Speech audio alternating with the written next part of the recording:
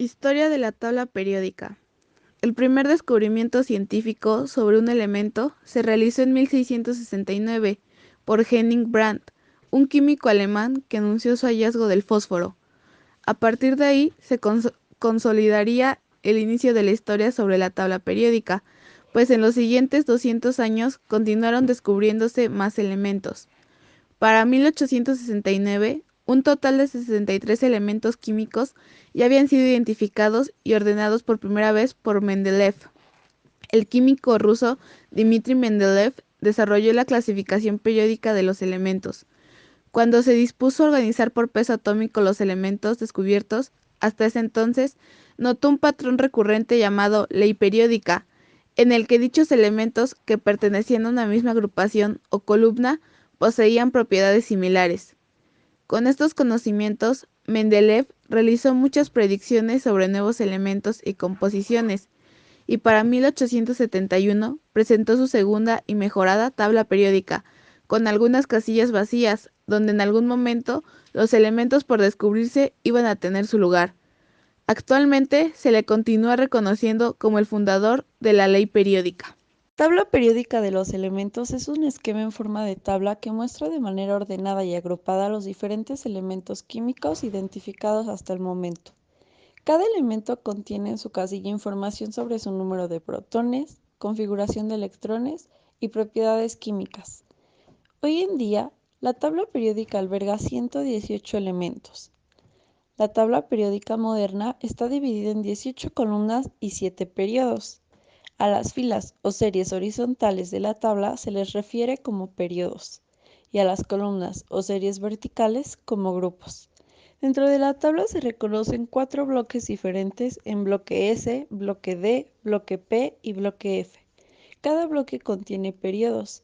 El número de niveles energéticos de un átomo es el que determina el periodo al que pertenece un elemento. Periodos. Los elementos se distribuyen en filas horizontales llamadas periodos, pero los periodos no son todos iguales, sino que el número de elemento que contiene va cambiando, aumentando al bajar en la tabla periódica.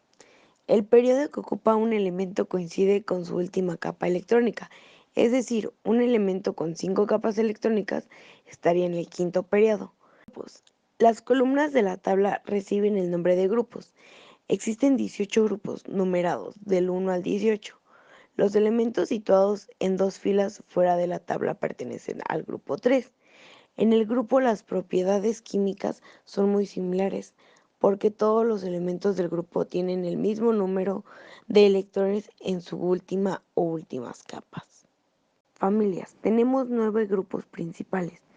Metales alcalinos, grupo o familia 1, con un electrón de valencia. Metales alcalinotérreos, grupo o familia 2, con 2 electrones de valencia. Metales de transición, grupo o familia 3, del 3 al 12.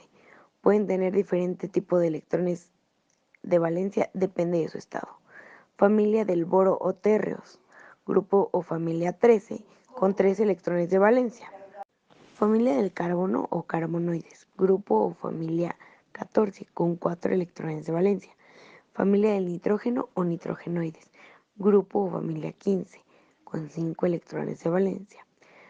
Familia del oxígeno o calcógenos, grupo o familia 16, con 6 electrones de valencia.